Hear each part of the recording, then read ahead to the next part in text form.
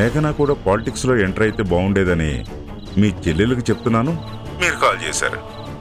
నా కూతురు పాలిటిక్స్లో లేకపోయినా ఆ ఇంట్లో ఉండటం వల్ల అన్ని రకాల రాజకీయాలు అలవాటవుతున్నాయి.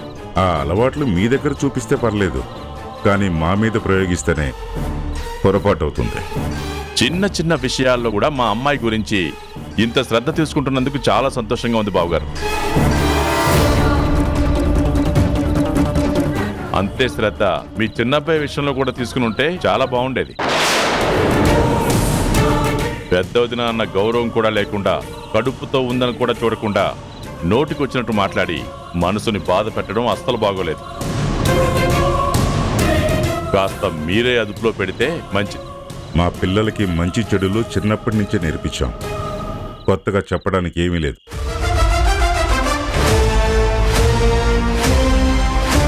ఇంటికి పెద్ద కోడలుగా ఉన్న మీ అమ్మాయే కొంచెం మారాలి.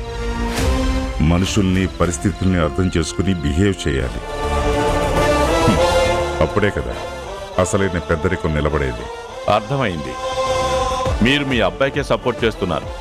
మహతి స్టూడియోస్ విషయంలో కూడా బాగానే ఇన్వాల్వ్ అయ్యారు. అధిష్టానం వరకు కూడా వెళ్ళినట్టున్నారు. మీది 5 ఏళ్ల రాజకీయం, మాది జీవితాంతం ఉండే వ్యాపారం.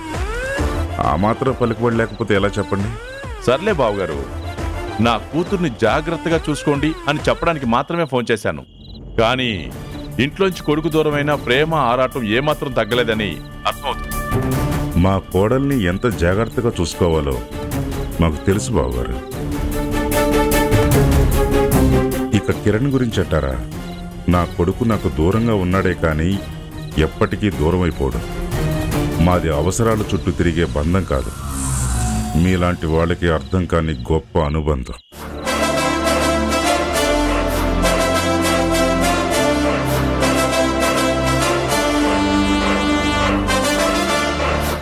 చూసావా, లోకు ఇవ్వటం వల్ల బయట వాళ్ళు ఫోన్ చేసి కిరణ్ గురించి మనకి కంప్లైంట్ ఇస్తున్నారు. వాళ్ళు చేసింది తప్పని మీకు తప్ప ప్రపంచమంతా అర్థమవుతుంది. వింటున్నాను కదా అని నాకు నీతులు చెప్పడం కాదు. కూతురులాంటి మీ కోడలికి, దాని మొగుడికి చెప్పండి.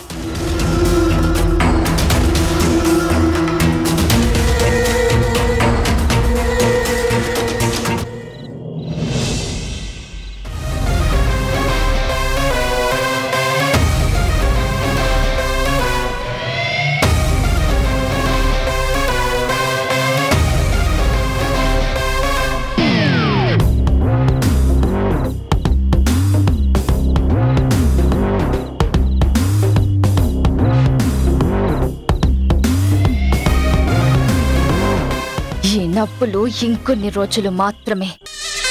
మీ ఇద్దరి మధ్య దూరాన్ని ఈ రోజు నుంచే పెంచేస్తాను.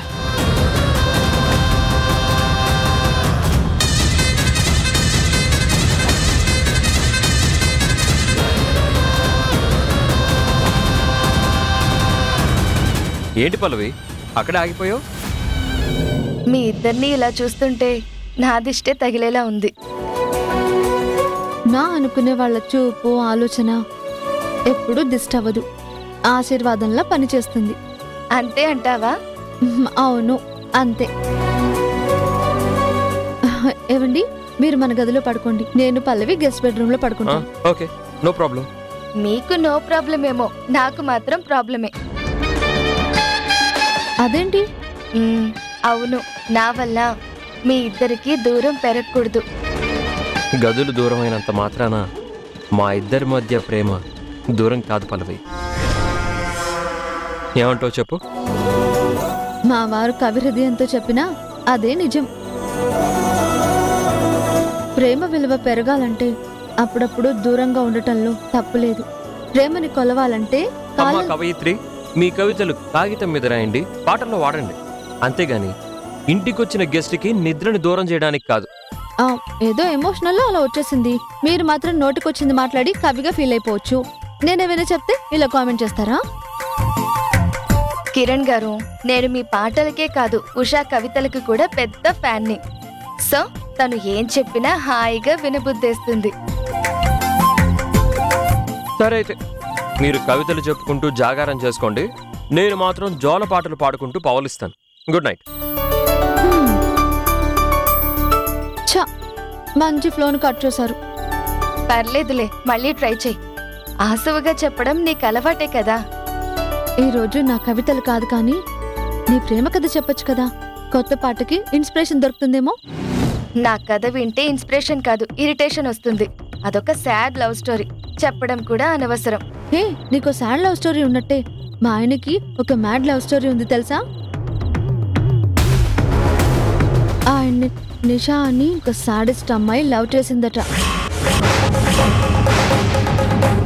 ఈయన ఎంత చీకొట్టినా సిగ్గు లేకుండా వెంట పడేది.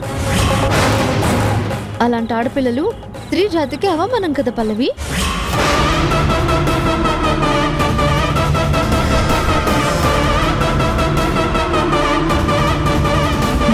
హలో, నీకు నిద్ర వస్తున్నట్టుంది. ఆ సాడెస్ట్ ప్రేమ కథని ఎప్పుడైనా చెప్పుకోవచ్చులే. పద పడుకుందాం.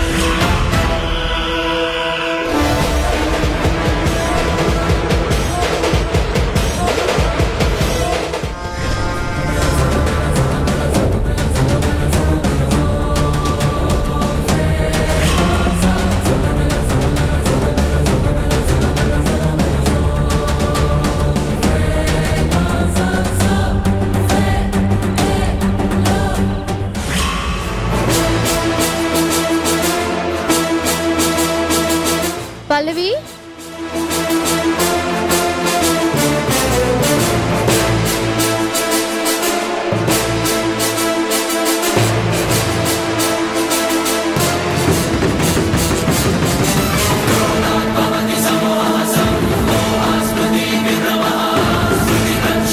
పల్లవి,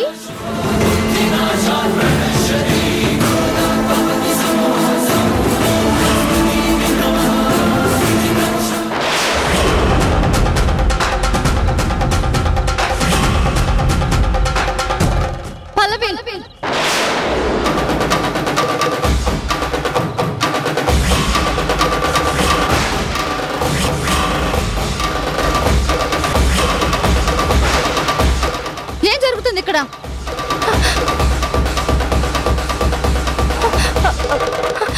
ఉషా, నేనిక్కడ ఎలా ఉన్నాను?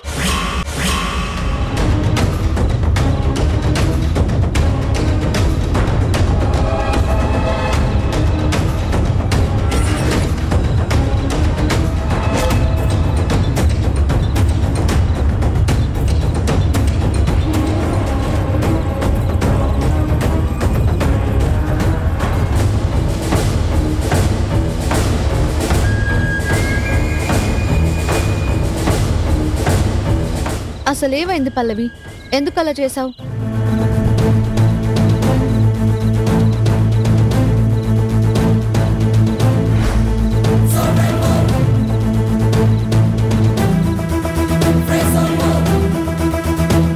నీకు నిద్రలో నడిచే అలవాటు ఉందా?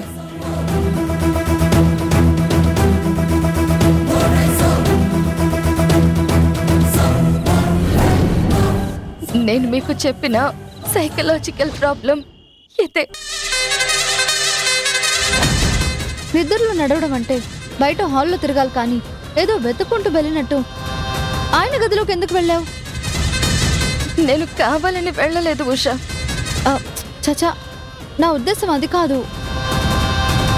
నా లవ్ బ్రేకప్ అయిన తర్వాత నుండి చాలా రోజులు నాకు నిద్ర పట్టేది కాదు. పిచ్చి పట్టినట్టుండేది. పగలు రాత్రికి తేడా తెలిసేది కాదు.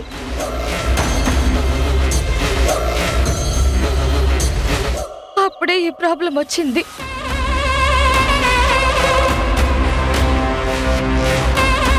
మనసుకి ఎక్కడ రిలాక్స్ గా ఉంటుందనిపిస్తుందో శరీరం అక్కడికి తీసుకెళ్తుంది.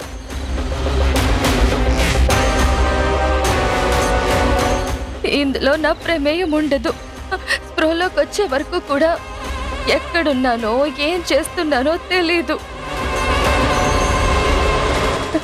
కిరణ్ నాకు పరిచయమైన రోజు నుండి అతను నాకు ఫ్రెండ్ లా ఫీల్ అవుతున్నాను. ఏ బాధ ఉన్నా, ఎంత సంతోషంగా ఉన్నా ముందు కిరణ్ గారికే చెప్తున్నాను. అందుకే నా మైండ్ లో కిరణ్ గారి గురించి పాజిటివ్ గా రికార్డ్ అయ్యింది. నా శరీరం నన్ను అక్కడికి తీసుకెళ్ళింది. నేను చాలా పెద్ద తప్పు చేశాను. కిరణ్ గారు, Usha, I'm really very sorry.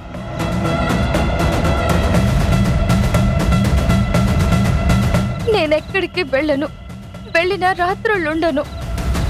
నా ఒంటరితనానికి మెయిన్ రీజన్ కూడా ఇదే. పల్లవి,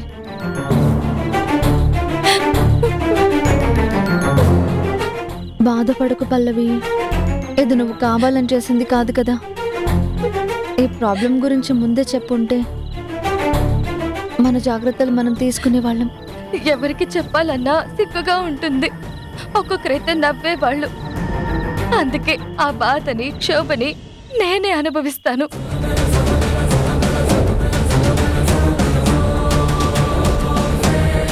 నువ్వు రావడం ఒక్క క్షణం ఆలస్యం అయి ఉంటే తలుచుకుంటేనే నా మీద నాకే అసహ్యంగా ఉంది.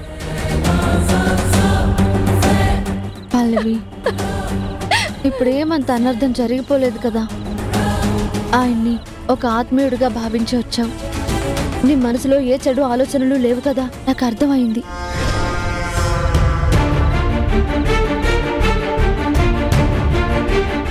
సారీ కిరణ్ గారు. ఉషా, తనని పైకి తీసుకెళ్ళు. రా పల్లవి, పద.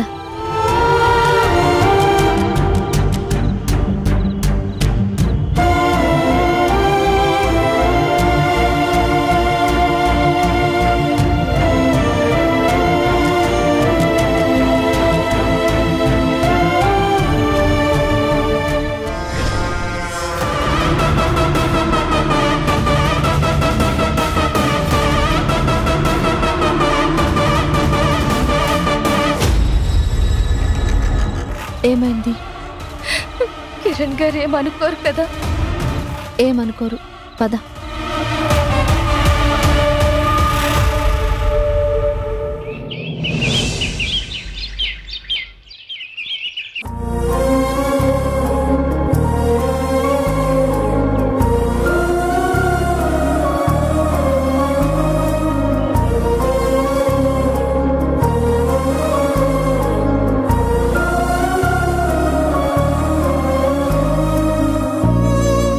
సారీ అండి, తల్లికైతే ఏ ప్రమాదం లేదు, బిడ్డ మాత్రం దక్కలేదు.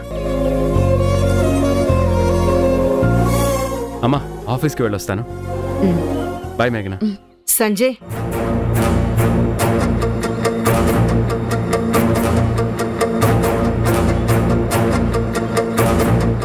నీతో కొంచెం మాట్లాడాలి. సరే, నేను లోపలికి వెళ్తాను. మేఘనా,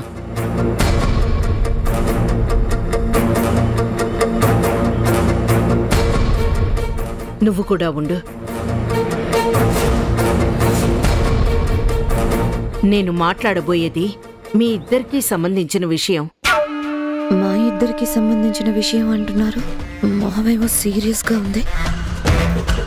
ఆఫీస్లో స్కామ్ గురించి తెలిసిపోయిందా ఏంటి? చూడు మేఘనా, ఇంట్లో నీ గురించి ఎవరికి తోచినట్టు వాళ్ళు మాట్లాడుతున్నారు. నేను విని ఊరుకుంటున్నాను.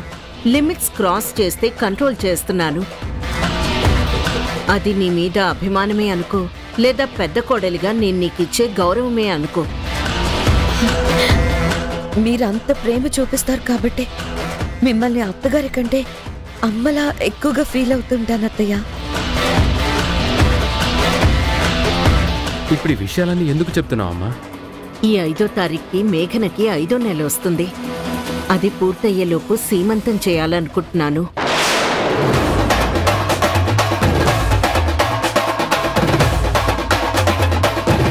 సీమంతమా?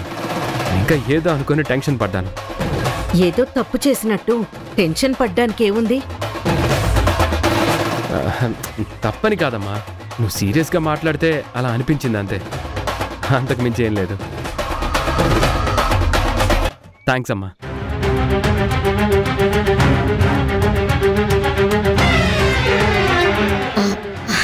అయినా ఇప్పుడు ఇంత అర్జెంటుగా సీమంతం ఎందుకు అత్తయ్యా?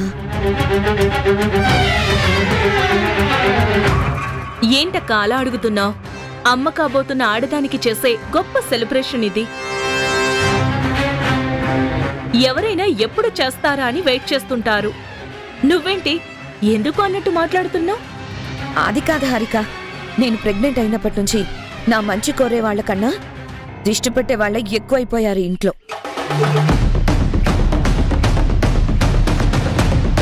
ఇలాంటి టైంలో సీమంతం అంటే ఇంకా దిష్టి ఎక్కువైపోతుందేమో అని. అన్ని దిష్టులు పోవాలని ఈ సీమంతం. ఈ ఇంట్లోకి అడుగు పెట్టబోయే పసిబిడ్డ కోసం ప్రతి వేడుక ఘనంగా చేయాలనుకుంటున్నాను. ఒకసారి జరిగిన పొరపాటు మళ్ళీ కాకూడదని ప్రతి చిన్న విషయంలో జాగ్రత్తలు తీసుకుందాం అనుకుంటున్నాను.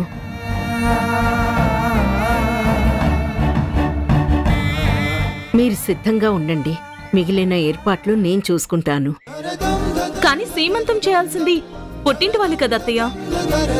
మేఘన పుట్టినింట్లో తల్లి లేదు కాబట్టి ఆ బాధ్యత కూడా నేనే తీసుకుంటాను. నీకోకేనా మేఘన? మీరు ఎలా అంటే అలానే అత్తయ్య. హారిక, నువ్వేమంటావు? మీరు చెప్పినట్టే పుట్టబోయే బిడ్డ కోసం అందరం హ్యాపీగా సెలబ్రేట్ చేసుకుందాం. గుడ్. నేను ఈ ఇంట్లో కోరుకున్నది ఈ సంతోషమే, ఇలాంటి మార్పే. అర్థమైంది కదా సంజయ్? అర్థమైందమ్మా, వెళ్ళొస్తాను. బాయ్. బాయ్ మేఘన. అక్క ఏమైందమ్మా? అత్తయ్య కొంచెం వీక్ గా అనిపిస్తుంది, నేను వెళ్ళి రెస్ట్ తీసుకుంటాను. హారిక, లోపలికి తీసుకెళ్ళు. పర్లేదు అత్తయ్య, పర్లేదు, నేను మేనేజ్ చేసుకుంటాను.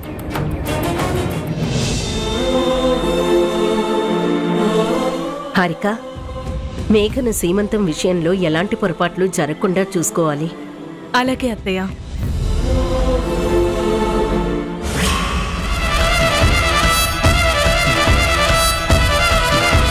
అత్తయ్య దగ్గర మార్కులు కొట్టేద్దామని నాటకం స్టార్ట్ చేస్తే అది నిజం అనుకుని సీమంతం చెయ్యాలనుకోవడం. నా ప్లాన్ వర్కౌట్ అవ్వకుండానే నాటకం బయటపడుతుందా? ఒకవేళ అలా జరిగితే నా బతుకు బూడిదే.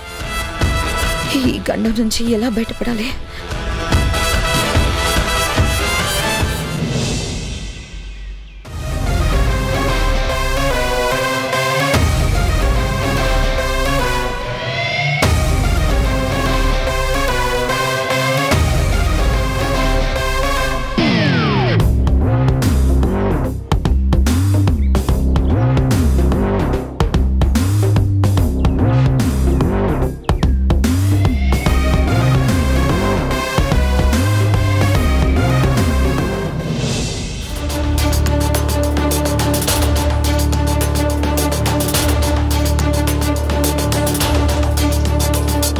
పల్లవి,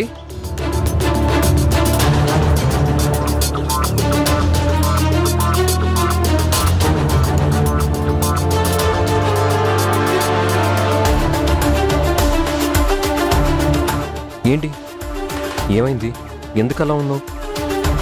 రాత్రి జరిగింది మర్చిపోలేకపోతున్నాను.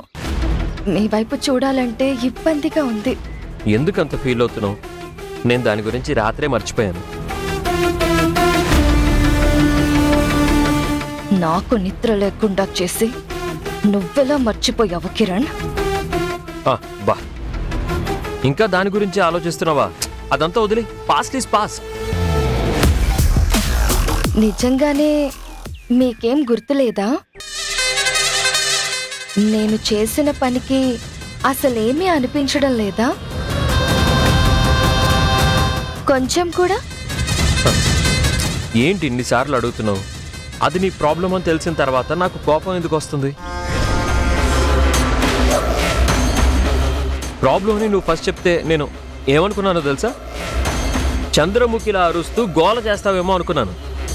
స్లీప్ వాక్ కాబట్టి అంత డేంజర్ ఏం కాదు. నేను ఎప్పుడో మర్చిపోయాను. ఆ డేంజర్ గురించి ఇప్పుడు కాదు, ముందు ముందు తెలుస్తుంది. కిరణ్ గారు,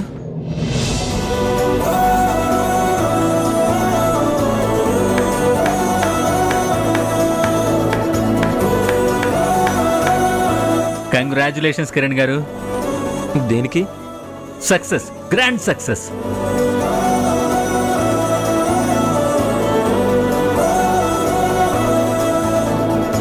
నిన్న రిలీజ్ అయిన మన ఆల్బమ్ ప్రతి చోటు నుంచి యునానిమస్ గా అద్భుతమైన రెస్పాన్స్ వస్తుంది. ప్రతి ఒక్కరూ పాటని పాడిన మిమ్మల్ని పొగడ్తలతో ముంచేస్తున్నారు. మీరు చెప్పేది నిజమా? ఈ విషయంలో అబద్ధం ఎందుకు చెప్తాను కిరణ్ గారు? మన తెలుగు రాష్ట్రాల్లోనే కాదు, తెలుగు వాళ్ళున్న ప్రతి దేశం నుంచి ఫోన్లు, మెసేజ్లు, ఒకటే హడావిడి హంగామా.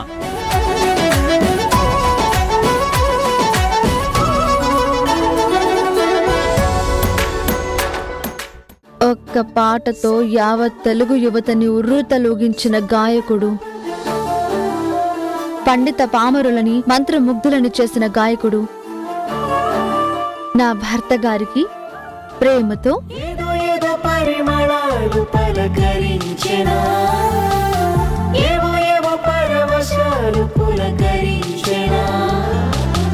మారుని యాగమో మన్మథ యోగమో